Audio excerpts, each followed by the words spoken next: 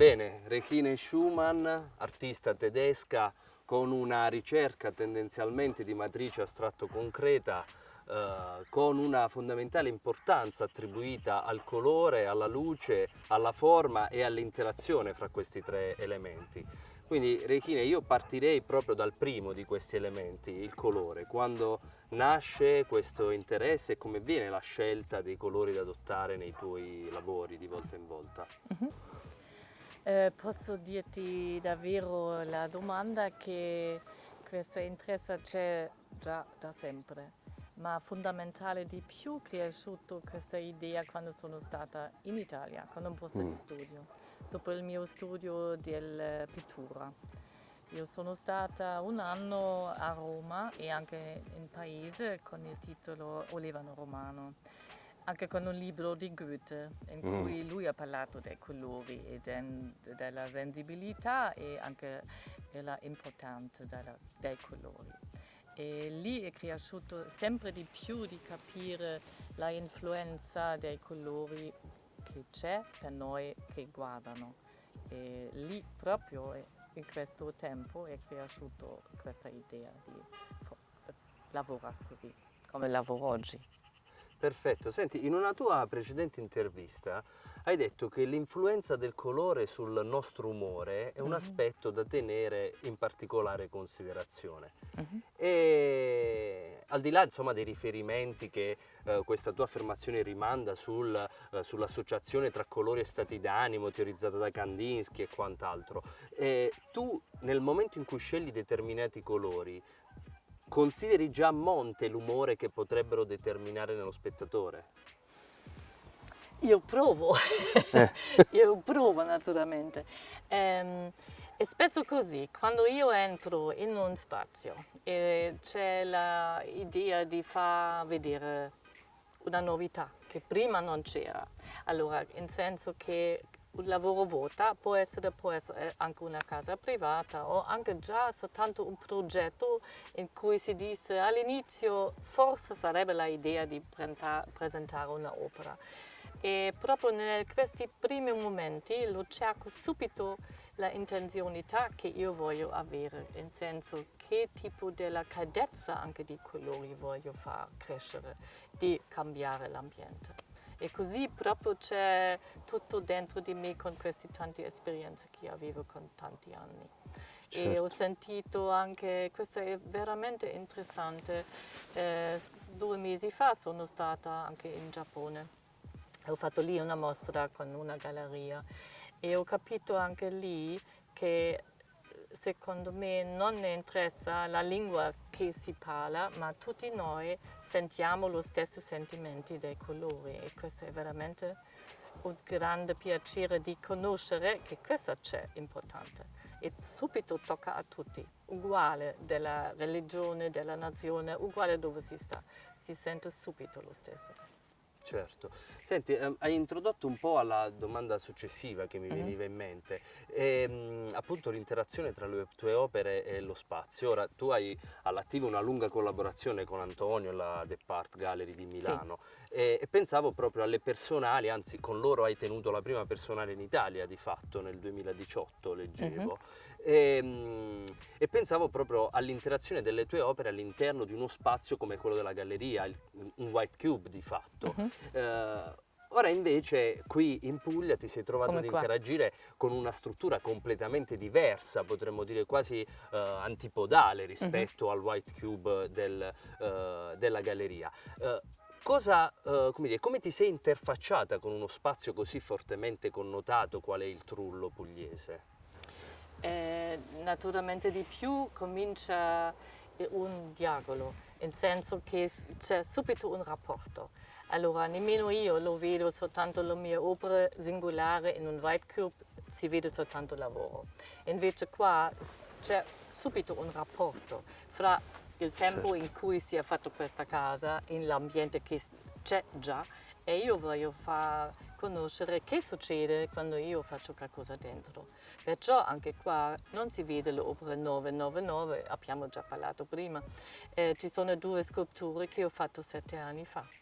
ma erano ancora nella casa mia e subito stavo pensando è ottimo di fare un rapporto fra le curve di questo fantastico trulli insieme con la scultura di questi, come si vede, le circoli. Certo, infatti perché appunto lo dicevamo prima, nel trullo hai deciso di ambientare due elementi cilindrici, contrariamente invece forse alla parte più nota della tua produzione. A tal Sì. proposito, Gianluca Ranzi parlava delle tue opere come di finestre o feritoie, comunque qualcosa che in qualche modo segnassero un confine tra un di qua e un di là. Volendo approfondire con te questo concetto della finestra, definiresti le tue opere delle finestre? Se sì, verso quale dimensione mandano? L'interiorità o una dimensione altra? L'interiorità tua, naturalmente. Naturalmente, sì, ma sempre per tutti gli artisti penso è lo stesso, è sempre tutto c'è un sviluppo. E quando io ho capito, quando sono stata la prima volta in Italia, che i colori in generale mi interessano, ho capito naturalmente nemmeno un colore è forte senza luce. Allora questa luce è fondamentale, allo stesso livello diciamo noi. Io ho capito che questi colori che sono già splendido, sono già pieni di luce, hanno una qualità di più come altri colori. E ho capito che anche questa ha la possibilità di far conoscere che si può toccare, in senso c'è un materiale con cui lavoro, non lo stesso come Robert Irwin o James Turrell. Loro fanno anche cambiare i spazi, ma con la luce soltanto. E invece le nostre possibilità che io uso ci sono acrilico colorati, fluorescenti, e cambiano in generale già con la luce del giorno e cambiano di più con la luce di blacklight.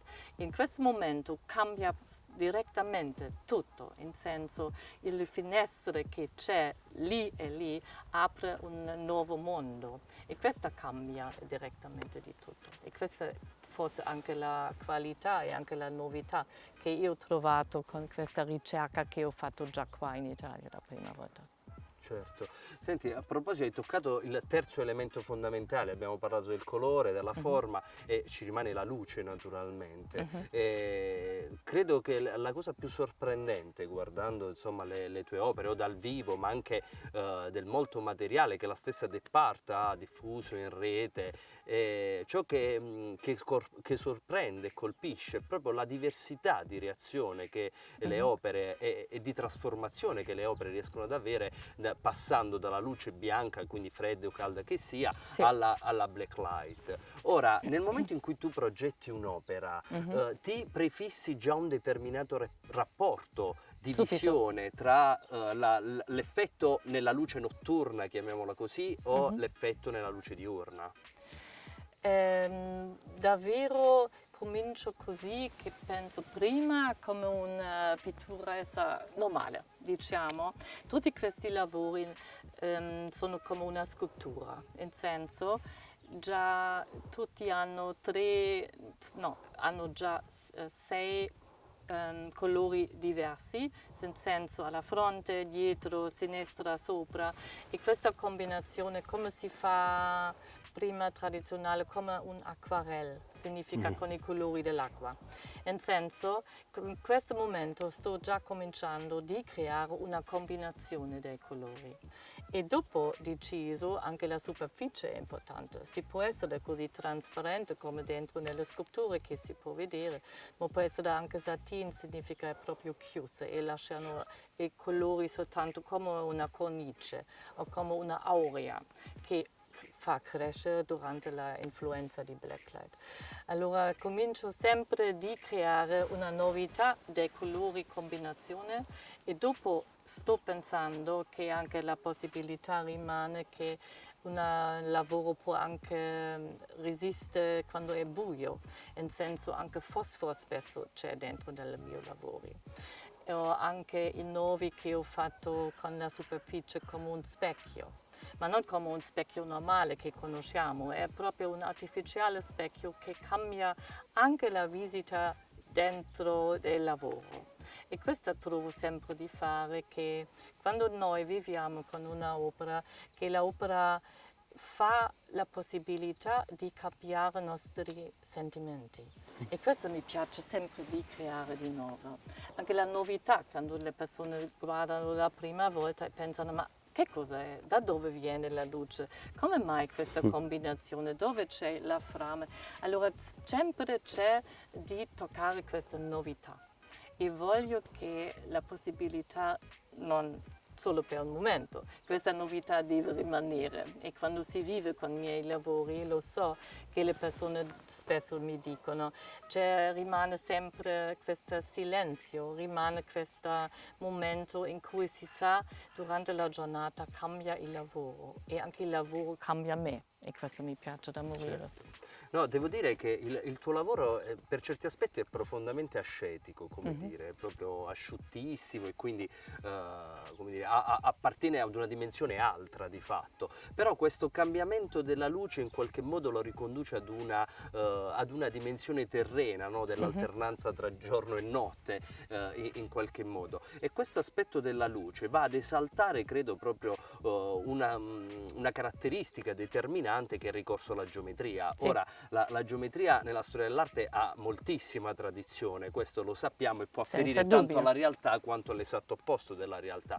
Nel Sì. tuo caso il ricorso alla geometria, che cos'è? È ispirazione alla realtà o evasione da essa e quindi il tentativo di sublimarla?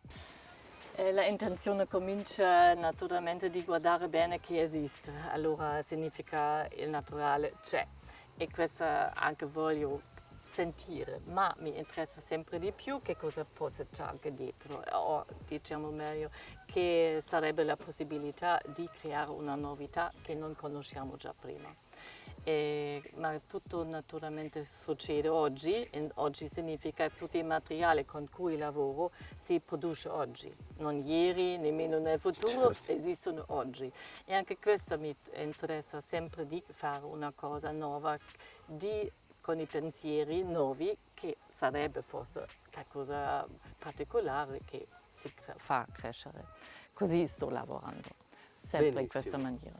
Benissimo, allora grazie Rechine a te, benvenuto in Puglia e grazie a nome della Puglia per aver regalato questa bellissima installazione che interagisce con uno spazio così tipico qual è quello del nostro Trullo. È perfetto di stare qua, sono felicissimo. Grazie.